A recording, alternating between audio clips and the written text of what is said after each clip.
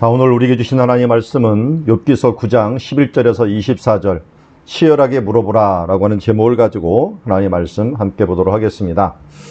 11절 말씀 보면은 그가 내 앞으로 지나시나 내가 보지 못하며 그가 내 앞에서 움직이시나 내가 깨닫지 못하느니라 라고 말씀합니다. 원어상으로는 hen이라는 말, hen이라는 말은 희내하고 비슷한 말로요. 어떨 때는 만약이라는 뜻도 있지만 또 여기서는 보라라고 하는 말도 되고 주의를 환기시키는 말로 됩니다. 이 말로 11절과 12절이 시작이 되는데요. 자, 주의를 환기시키는 hen, 봐라. 그가 내 앞으로 지나시나 내가 보지 못하며 그가 내 앞에서 움직이시나 내가 깨닫지 못하느니라 라고 말씀합니다. 이미 내 앞으로 지난다라고 하는 말은 엘리바스도 자기 경험으로 하나님께서 지난다는데 원어상으로는 내 위로 지난다라고 얘기하면서 내가 볼 수가 없다. 그리고 그가 내 앞에서 움직이시나 빨리 지나신다는 뜻을 얘기해요. 그러나 내가 깨닫지 못하느니라 라고 말합니다. 욥의 근본적인 질문은 무엇이었습니까? 바로 하나님을 뵙지 못하는 거였거든요. 그래서 하나님과 대면하기를 간구했습니다. 그렇지만 계속 그 질문에 대한 대답은 주어지지 않았기 때문에 정말 답답해갖고 어찌할 줄 모르는 그런 모습을 보게 됩니다. 결국은 하나님과 대면하고 하나님과의 만남을 통해서 해결할 수 있는 부분이죠. 그래서 우리 마지막 욥기 42장 5절에 보면은 결국 이 하나님을 만나게 됩니다. 신앙적인 회의는 결국 하나님을 만남으로 모든 것이 해결될 수 있을 봅니다. 우리도 어떤 사람의 주제처럼 예수 그리스도를 만나면 모든 문제가 해결이 됩니다. 문제는 우리가 예수 그리스도를 만나지 못하기 때문에 일어나는 일이죠. 우리 앞에 답답하고 힘든 일들이 있다면 우리가 먼저 해야 될 것들은 욥이 오늘 내가 보지 못하며 깨닫지 못한다면서 한탄의 어린 소리이긴 하지만 하나님을 뵈는데 그 초점을 맞춰야 됩니다. 우리가 잘 알듯이 민수기 6장에 여호와의 얼굴을 뵙는 모습을 보죠. 여호와께서 너를 지키시를 원하며 여호와께서 그의 얼굴을 내게 비추사 평강 주시기를 원하고 은혜 주시기를 원한다 그러는데 하나님의 얼굴을 뵙는 사람, 어떻게 보면은 악인은 하나님의 얼굴을 뵐 때는 멸망할 수밖에 없지만 모세와 같은 사람들은 하나님의 얼굴을 뵙고 영광의 얼굴이 되었고 엘리야 같은 경우는 동일하게 하나님의 이 세미한 음성 가운데서 그 얼굴 가운데서 그가 사명을 깨닫게 된 것을 보게 됩니다. 우리 마찬가지죠. 하나님의 앞을 우리가 바라보면서 나가야 됩니다. 그러나 우리가 때로는 하나님께서 우리에게 보여주시지만 보지 못하고 깨닫지 못할 때가 있습니다. 그것은 사실은 우리들의 문제지 하나님의 문제는 아니다 라고 할 수가 있죠. 그렇기 때문에 그 깨닫는 것조차도 우리가 하나님께 얘기를 해야 되겠죠. 그래서 예수님께서 우리에게 돕는 헬퍼인 보혜사를 보내주시게 했는데 그분이 진리의 영으로 우리를 보게 하시고 깨닫게 하시는 거죠. 그래서 성령님께서 우리로 하여금 예수 그리스도를 믿을 수 있도록 깨닫게 하시며 들리게 하시며 움직이게 하시는 모습을 보게 됩니다. 그런데 그것이 안 보일 때는 어떡합니까? 뭐 어떻게 할 수가 있나요? 하나님 앞에 호소하는 것밖에 없죠. 치열하게 하나님께 물어보고 호소하고 하는 부분들입니다. 어떻게 보면 오늘 욥은 한탄한 것 같이 보이지만 하나님 앞에 치열하게 지금 질문하고 어떻게든지 그 안에서 그분을 뵙고 해결하려고 하는 모습을 보게 됩니다. 12절 말씀 보면은 하나님이 빼앗으시면 누가 막을 수 있으며 무엇을 하시나이까 하고 누가 물을 수 있으랴. 욥은 이미 고백한 부분이 있습니다. 이 주시니도 여호와시요 가져가시니도 여호와시니 여호와의 이름이 영광을 받을지어다 라고 이야기를 했습니다. 그 가치관에 의한다면 하나님이 빼앗으시는 것 그는 원망하는 거 아닙니다. 그렇기 때문에 하나님이 가져가셨으니까 누가 막을 수 있으랴. 뭐 주실 때도 하나님이 주셨으니 누가 막을 수 있으랴 라고 해야 되는데 인간이라는 존재가 주실 때는 얼른 받아먹고 빼앗을 때는 왜 어떻게 이걸 가져갑니까? 이렇게 말하는 것들을 욥은 일단 하나님이 주셨고 가져가시려도 하나님이시기 때문에 그걸 인정했습니다. 그러면서 무엇을 하시나이까 하고 물을 수 없다라고 이야기하는 거죠. 하나님의 진노를 돌이키지 아니하시나니 라합을 돕는 자들이 그 밑에 굴복하겠거늘. 하나님의 진노가 일어나면 빼앗는 것들도 어찌할 수 없고 가져가는 것들도 우리가 어떻게 할 수 없다라고 하는 걸 얘기합니다. 특별히 라합을 돕는 자들이 누구겠습니까? 라합은 이 교만한 자, 어떻게 보면 괴물의 하나를 얘기를 하는데, 당시에 뭐 최고의 괴물, 이런 괴물을 얘기하는데, 이걸 돕는 자가 누구겠어요? 사탄이겠죠. 어떻게 보면 하나님을 대적하는 사탄의 그 세력도 하나님 앞에 굴복하겠거든. 하물며 내가 감히 대답할 수 있으며 그 앞에 무슨 말을 택하랴. 철저하게 하나님의 주권은 인정을 합니다. 그리고 그 앞에서 내가 감히 무엇을 하랴라고 하는 인간의 연약함을 오늘 호소하고 있는 것입니다. 15절에 오면 가령 내가 의로울지라도 대답하지 못하겠고 나를 심판하실 그에게 간구할 뿐이니라 라고 합니다. 내가 지금 의롭다라고 이야기하고 또 이 친구들에게 나는 의롭다라고 얘기를 한다고 할지라도 정말 하나님 앞에서 무슨 말을 내가 택해갖고 무슨 대답을 할 수 있을까라고 합니다. 그래서 여기 의로울지라도 내가 대답하지 못했고 내가 심판하실 그에게 간구하실 뿐이다 라고. 근데 이 간구하다라고 하는 것은 이 하난이라고 얘기를 해갖고요. 이게 그냥 hen하고 틀린데요. hen이라고 하는 그 말은 자비입니다. 자비. 하나님의 은총. 그래서 여기에는 나를 심판하실 그에게 은혜를 구할 뿐이다. 은총을 구할 뿐이다. 자비를 구할 뿐이다. 라고 얘기합니다.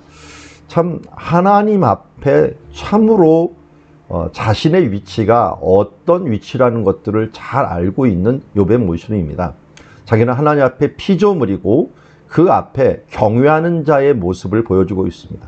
정말 내가 너무나도 억울하고 할지라도 감히 하나님 앞에 뭐 가져가시니도 하나님이시니 어찌할 수 있겠습니까 하면서 다만 심판자에게 내게 자비를 구할 뿐입니다. 15절 말씀은 저는 당연히 나를 심판하신 그에게 자비를 구할 뿐이다 라고 하는 말로 번역을 해야 된다고 봅니다. 하나님 앞에 자비를 구할 뿐입니다 라고 하나님 앞에 긍휼을 구하고 있습니다.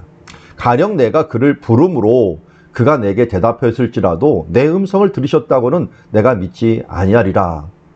어떻게 보면은 내가 하나님께 부르짖었고 분명히 대답했는데 이거 하나님이 들으셨는가 하면서 나는 믿기지가 않는다는 거예요. 너무 힘들고 너무 아프다 보니까 지금 이 상황이 하나님 앞에 이해가 되지 않는 거예요. 이것은 의인에 대한 고난에 대해서 오늘 외치고 있는 욥의 모습입니다. 그러면 우리가 잘 알듯이 욥이라든지 시편 73편이라든지 하바국이라든지 여기 보면은 내가 미끄러질 뻔하였도다 라고 하는 말과 왜 의인이 고난을 당합니까? 라고 하면서 하바국이 물어봤던 것과 같은 맥락을 합니다. 이 특별히 욥기에서는 왜 의인이 이렇게 고난을 받습니까? 라고 이야기하면서 내가 물어보아도 하나님이 대답하지 않습니다. 어떻게 보면 예수님께서 그렇게 3번씩이나 기도를 해도 엘리 엘리 라마 사박더니 하기 전에 그 겟세마네 동산에서 이미 물었죠. 그때도 하나님께 버리셨다고 얘기했지만 그리고 겟세마네 동산에서 이 하나님 앞에 정말 3번이나 땀이 핏방울이 되도록 기도를 했던 그 모습에 하나님께서 들으시지 않는 것 같았습니다. 이런 모습이 어떻게 보면은 욥을 통하여 보여주고 있고 욥의 호소를 통하여 우리에게 투영되고 있는 모습을 보게 됩니다. 이렇게 치열하게 물어보는 욥은 또 이렇게 얘기합니다. 그가 폭풍으로 나를 치시고 까닭없이 내 상처를 깊게 하시며 나를 숨쉬지도 못하게 하시며 괴로움을 내게 채우시는구나. 폭풍으로 나를 치시고 까닭없이 내 상처를 깊게 하신다라고 지금 믿고 있는 거죠. 의인이 내가 이렇게 살아가는데 하나님 앞에 왜 이렇게 내 상처를 깊게 하십니까? 라고 이야기를 하는데 그것이 하나님의 이유가 있다는 것들을 인간은 깨달을 수가 없었던 거죠. 그게 그러니까 그 앞에 내가 깨닫지도 못하느니라 라고 하는 말이 나는 지금 까닭없이 내 상처를 깊게 하는 것 같고 나를 숨이 쉬지 못하게 한다는데 이 숨을 쉬지 못하는 말이 히브리어로 참 재밌더라고요. 숨이 다시 돌아오는 걸 취하지 못하게 한다. 돌아오는 것을 나의 루아흐라고 하는 이 숨이 갔는데 다시 그것이 돌아올 수 있도록 취하지 못하게 한다라고 하면서 이게 숨이 허 하면서 다시 돌아오는 것 이거 하나가 너무 힘든 그 가쁜 호흡이라고 할 수 있죠. 그래서 괴로움을 내게 채우시는구나. 그러니까 숨 한숨 하는 것들이 정말 힘든 모습을 지금 이야기하고 있습니다. 힘으로 말하면 그가 강하시고 심판으로 말하면 누가 그를 소환하겠느냐. 하나님의 주권 앞에 정말 어찌할 수 없다는 것입니다. 그러니까 이 말은 또 뭘 이야기합니까? 우리 앞에 이 앞부분에서는 그가 빼앗았다라고 하는 표현에서는 하나님께서 취하셨다라고 하는 부분이지만 그 뒤에 병이 든다 하면 어떻게 했습니까? 병이 든다면 복을 주신 이도 여호와시요 또 내게 화를 주신 이도 여호와시니 복을 주신 이가 어떻게 화를 주시지 않겠느냐. 그리고 지금 나에게 건강을 주신 분이 어떻게 내게 또 병을 주시지 않겠느냐 하는 것을 인정했음에도 불구하고 그게 삶이 돼버리고 그것이 지속돼 버리면 이렇게 우리가 말할 수밖에 없다는 거죠. 내가 숨쉬기도 힘들고 그가 강하시고 심판을 내게 하시니 내가 어떻게 하겠느냐. 가령 내가 의로울지라도 내 입이 나를 정죄하리니 가령 내가 온전할지라도 나를 정죄하리라. 욥은 자기가 의롭다라고 생각을 했어요. 온전하다고 생각을 했어요. 그런데 이번엔 나를 정죄한다, 또 내가 정죄할 수밖에 없다라고 말합니다. 그러니까 욥이 내가 하나님 앞에 열심으로 최선을 다해서 정결하게 살려고 했지만 그의 기저에서는 우리가 이 원초적으로 죄인이라고 하는 부분들을 인정할 수밖에 없었어요. 그래서 어차피 하나님 앞에 가면 우리가 죽을 수밖에 없습니다. 하나님의 얼굴을 뵈면 죽을 수밖에 없는 이유가 죄인으로서 하나님의 얼굴을 뵐 수 없기 때문에 그렇습니다. 그러기에 우리 모두는 하나님 앞에 정죄할 수밖에 없는, 그러니까 내가 온전하고 의롭게 아무리 산들 나는 하나님 앞에 죄인일 수밖에 없습니다라고 하는 고백을 다시 원초적으로 내놓는 모습을 보게 됩니다. 친구들 앞에서는 21절에 나는 온전하다마는 내가 나를 돌아보지 아니하고 내 생명을 천히 여기는구나 라고 이야기를 합니다. 자, 이 욥이 정말 인간의 원초적인 모습들을 지금 느끼고는 있지만 그러나 온전히 깨닫지는 못하고 있어요. 그래서 나중에 42장에 가면은 욥이 자기를 하나님을 배우면서 자기를 하나님 앞에 비춰보면서 야, 내가 정말 내 죄를 한탄하며 하나님 앞에 회개하는 모습들이 나중에 나오는 것을 보게 되는데요. 나는 온전하다고 생각했는데 하나님 앞에 보니까 정말 나는 정죄할 수밖에 없고 나는 연약한 존재밖에 될 수 없는데 그게 지금 오락가락 하고 있어요. 나는 죄인인 것 같기도 하고 아니야, 나는 온전하다고 나는 살아왔어 라고 이야기할 수가 있는 모습입니다. 일이 다 같은 것이라 그러므로 나는 말하기를 하나님이 온전한 자나 악한 자나 멸망시킨다 라고 하는 결론을 내요. 일이 맞아, 이게 맞는 거야 하면서 이것이 맞는 일일 거야 하면서 고백한 말이 하나님이 온전한 자나 악한 자나 다 멸망시키는 게 이게 이치 아닐까 하면서 복을 주시기도 하고 화를 주기도 하고 온전한 자나 악한 자나 다 멸망시키는 이게 뭡니까? 오늘도 다윗이 지금 치열하게 고민하면서 욥이 이야기하는 거죠. 왜 하나님은 이렇게 모두 멸망시키는가? 우리 시편 73편에도 왜 악인은 끝까지 잘 되고 이 의인은 이렇게 고난을 받는가 하면서 이야기했다가 거기도 어떻게 했어요? 하나님의 성전에 들어가다가 그 일을 깨닫게 됩니다. 그 성전에 들어간다는 뭐군요? 하나님의 얼굴을 배우면서 깨닫게 되는 거죠. 자, 우리는 유한한 존재이고 또 짧은 것, 가까운 것, 아주 단기적인 것밖에 생각할 수 없는 존재입니다. 그래서 하나님의 이 놀라운 뜻을 어떻게 알겠습니까? 우리는 지금 이미 욥기서 1장, 2장에서 그걸 보고 시작하다 보니까 욥의 이 말들이 안타깝기는 하지만 뭐 이렇게 걱정해 라고 하지만 우리가 지금 알지 못하고 깨닫지 못하는 일들을 이렇게 욥처럼 당하다면 우리는 이렇게 말할 수밖에 없는 것 아니겠습니까? 이거 온전한 자나 악한 자나 하나님 다 멸망시키는 거 아니냐? 그리고 갑자기 재난에 닥쳐 죽을지라도 무지한 자의 절망도 그가 비우는 것 아닙니까? 이게 의인의 고난에 대해서 너무나도 치열하게 하나님께 물어보고 고민하는 것을 봅니다. 여러분, 하박국서도 보면은 왜 하나님 의인이 이렇게 고난을 받습니까? 라고 하면서 질문하고 또 질문하다가 바로 그가 하나님의 얼굴을 뵙고 무화과 나뭇잎이 마르고 포도 열매가 없으며 감람나무 소출이 없고 밭에 식물이 없을지라도 내가 여호와로 인하여 즐거워할 것이다. 내가 외양간에 송아지도 없고 우리의 양이 없을지라도 내가 여호와로 인하여 즐거워할 것이다 라고 하는 것들을 보면은 우리가 이런 고난 앞에 행해야 될 것들은 우리가 하나님이 얼굴을 안 나타내는데 어떻게 하면 그래도 치열하게 하나님 앞에 이렇게 호소해야 됩니다. 하나님, 이렇게 닥쳐도 죽을지라도 무지한 자의 절망을 비웃고 계시겠습니까? 세상이 악인의 손에 넘어갔고 재판관의 얼굴도 가려졌나니 그렇게 되면 한 이가 당신이 아니고 누구시겠습니까? 하나님 왜 그러십니까? 하면서 하나님 치열하게 묻다 보면은 하나님께서는 우리에게 대답해 주는 것을 보게 됩니다.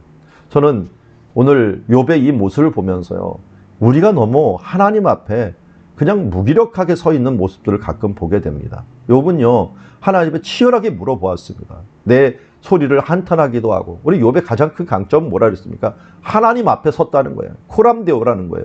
어떤 응답 앞에 하나님이 응답하지 않은 것들에 대해서 무응답에 대해서 치열하게 물어보고, 왜 그러십니까? 내가 보지 못하고 내가 깨닫지 못하고 있습니까? 라고 치열하게 물어보고, 또 하나님께서 하나님의 주권에 대해서 이 가져가신 이도 하나님이시고 또 주신 이도 여호와시라고 하는 이 문제에 대해서도 치열하게 얘기하고, 또 뭡니까? 하나님께서 복과 화를 주시는데 의인에게도 꼭 이렇게 고난을 주셔야겠습니까? 하면서 하나님 앞에 치열하게 물어보는 모습을 보게 됩니다. 우리는 우리의 삶에 있어서 하나님 앞에 서서 이 치열하게 물어보고 기도하고 간구하는 이 모습이 없다 보면은 나도 모르게 이 부분들을 앞에서 대답도 얻지 못합니다. 여러분, 질문이 없으면 답도 없습니다. 주님 앞에 치열하게 물어보십시오. 우리의 문제와 우리의 상황을 하나님 앞에 내보이고 치열하게 물어보고 기도하고 간구하며 부르짖을 때 내가 부르짖으라, 내가 그러면 크고 비밀한 일을 보이라 했는데, 오늘도 욥의 부르짖음과 같은 부르짖음이 오늘도 우리에게 있는 주님의 삶, 치열하게 물어오면서 하나님과 교제하고 또 하박국과 같이 하나님께 치열하게 물어봄으로 말미암아 결국 응답받는 삶으로 나아가는 주의 자녀들이 되기를 주의 이름으로 축원합니다.